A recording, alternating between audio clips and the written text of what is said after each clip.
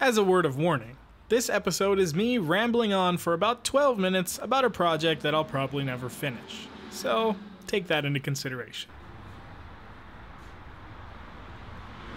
Right, so, we're in the planning stages of a new build, and it's gonna be one of our more interesting builds. Probably our most in-depth, challenging builds yet. I've spoken to a lot of people. We've been kind of thinking about this for a long time. And I'll give you guys the kind of very basic rundown of it. It's something very near and dear to my heart. It involves the black FRS over there, which, you know, God bless it, is very reliable and is very wonderful and was my daily driver for a long time until I got the BRZ. That car was initially intended to be a track car.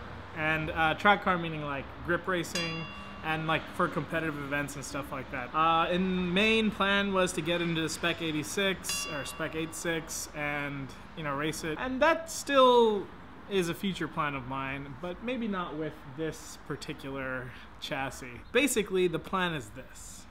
That car is gonna get a swap, and I know a lot of people are doing, you know, 2J swaps and FRSs. Well, not a lot, but some people are. BS for Build, for one, is putting a VVTi 2J into his FRS, which is great, and I hope that build works out very well for him. But what we're doing, while it is a 2J swap, it's a 2J swap that maybe only one or two people have ever done before, and maybe for good reason, but we're here to kind of challenge the norm.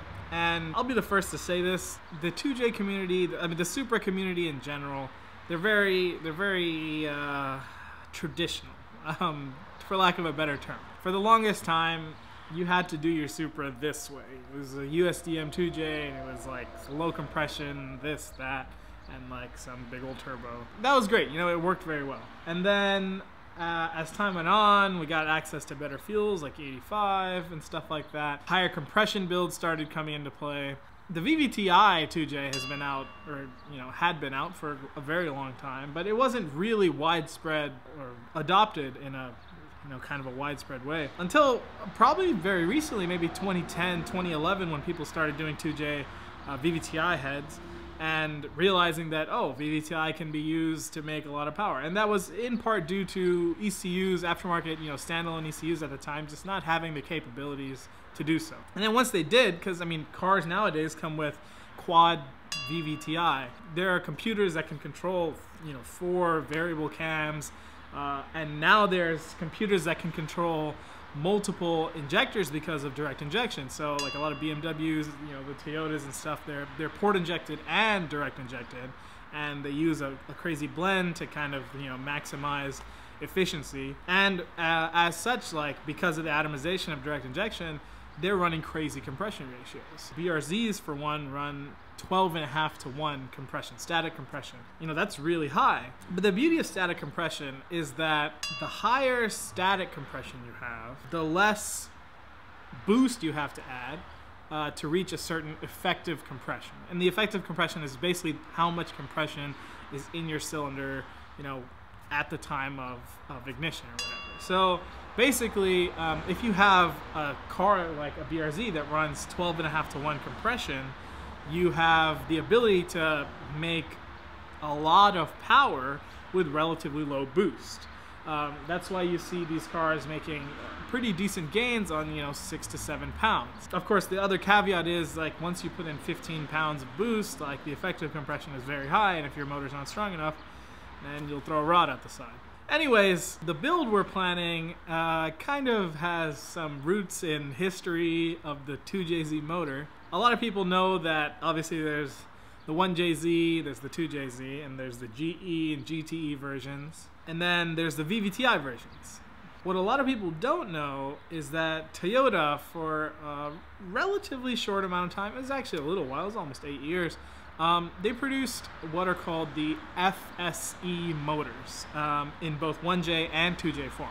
Now these came in a variety of cars, namely the Toyota Crown, Toyota Brevis, Toyota Progress, just kind of like more of an eco motor, and that's what it was designed for. It had direct injection, no port injection, except for some cold start injection stuff, but that's kind of a different thing. So these were direct injected motors. These came out in like 2000/01, that kind of era. These motors ran 11, for the 2J, it was 11.3 to 1 compression.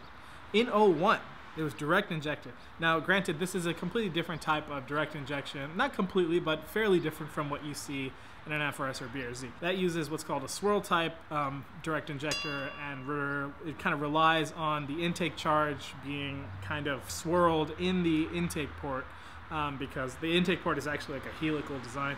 It's pretty crazy stuff, a lot of engineering. There's a lot of papers you can read. Toyota has published a lot of papers. They're actually great reads if you're into that kind of stuff. The direct injectors now, you have like a fan type spray, and then there's like a clamshell on the piston itself, and the fan fans onto that, and it mixes right in that bowl. Anyways, it's different, but it doesn't mean that the old type of direct injection is bad per se. So here's the plan. I'm going to find a 2JZ FSE. Now, you can find them in Japan. There's a couple in New Zealand, actually.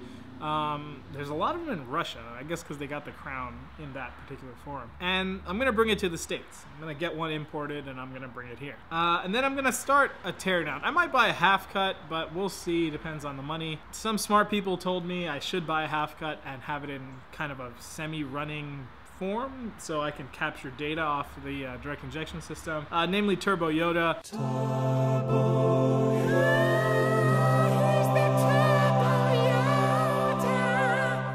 He's been helping a lot, kind of answering questions about this particular project, and thank you very much, Turbo Yoda, for all your help. So I might just buy a half cut of a crown or something and kind of use it as like a development. Again, this isn't a project that's going to be done very quickly. This is a project that's going to require more brain power than I have. It's going to require us putting all of our heads together and making a collective, giant Mojo Jojo brain thing to make direct injection 2J stuff happen. So the idea is that we're going to try to create a turbocharged, built, properly boosted direct injection 2J. It's been done once by HKS Kyushu in Japan, and when I messaged them about it, their reply was, "Our tuning info is top secret," in English.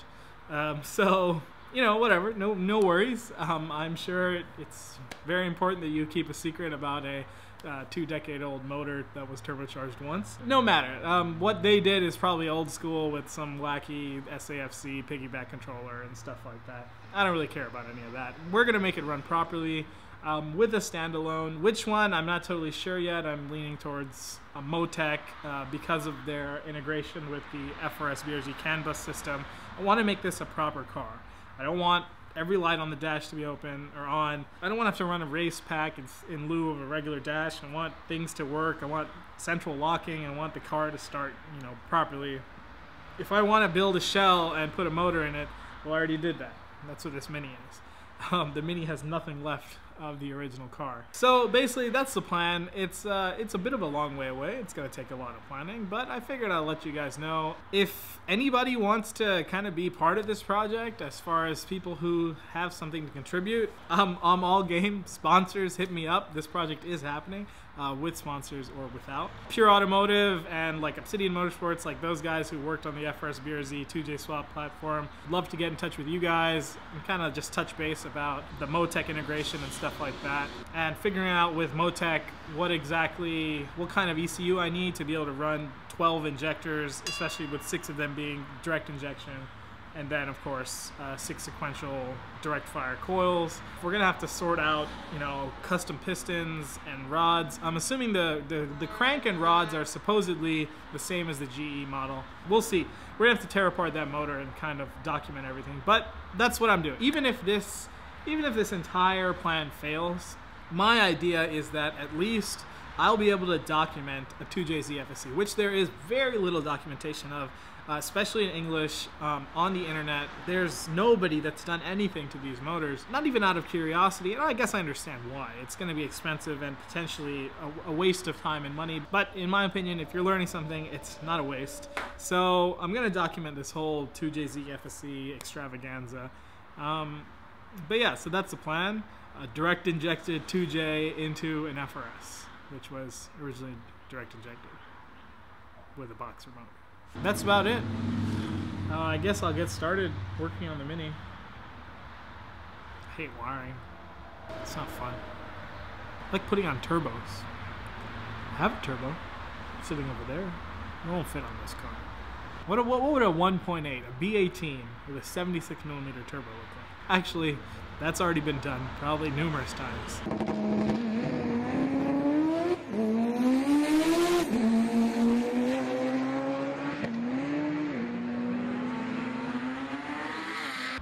This won't be getting a turbo. Sorry guys. That's just how it works. But yeah, so that's about that. That was my random Wednesday update.